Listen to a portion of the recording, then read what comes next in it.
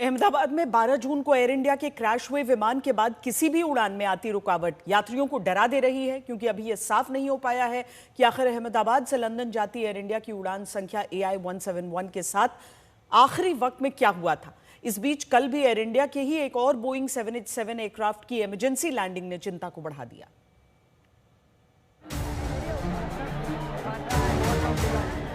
भारत में सबसे बड़े विमान हादसे को 5 दिन बीत चुके हैं। ये सवाल अब भी जहाज के मलबे में दबा है।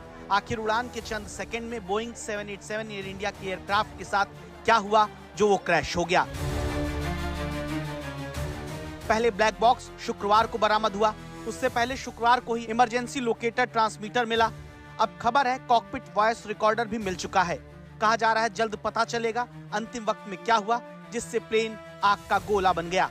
इस बीच अमेरिकी जांच अधिकारी हादसे की जगह पर पहुंचे, अपनी जांच शुरू कर दी। दूसरी सबसे अहम कड़ी CVR यानी कि कॉकपिट वॉइस रिकॉर्डर को भी ढूंढ लिया गया है, रिकवर कर लिया गया है।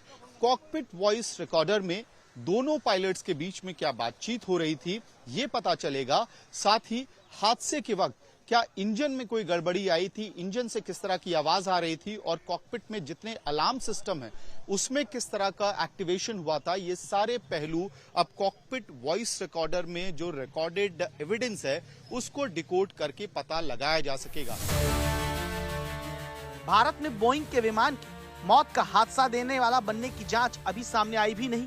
इस बीच हवाई सफर करने वाले यात्रियों के लिए दुनिया भर में चिंता से खबरदार करती खबरें आने लगी। 12 जून के हादसे के बाद अब हर इमरजेंसी लैंडिंग डराने लगी है। सोमवार को लखनऊ एयरपोर्ट पर सऊदी एयरलाइंस के विमान से लैंडिंग के दौरान चिंगारी धुआं निकलता देख सबकी सांसें अटक गईं।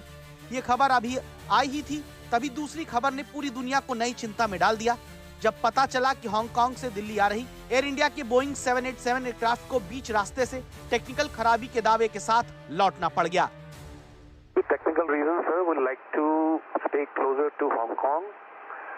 Maybe we will come back and land back into Hong Kong once we sort out the problem. We don't want to continue further. And the actual permission, maintain present level, advise when able for right turn to Hong Kong. Able right turn right now in 315. Flight tracker को देखिए और समझिए कि अब air India की Hong Kong से दिल्ली चली उड़ान संख्या AI 315 कैसे टेक ऑफ के कुछ ही देर बाद तुरंत लौटने लगती है। पायलट तकनीकी खराबी देखते ही तुरंत कह देता है हम आगे उड़ान नहीं भरना चाहते, लौटना चाहते हैं। Technical reasons, sir, we'd like to stay closer to Hong Kong. Maybe we will come back and land back into Hong Kong once we sort out the problem. इस तरह ये चिंता का सवाल बनता जा रहा है क्या बोइंग 787 एयरक्राफ्ट हवाई सफर के लिए असुरक्षित हो रहे हैं, क्योंकि पहले यही एयरक्राफ्ट अहमदाबाद में क्रैश हुआ, अब यही विमान हांगकांग से दिल्ली के लिए उड़कर तुरंत वापस तकनीकी खराबी की वजह से लैंड कर जाता है।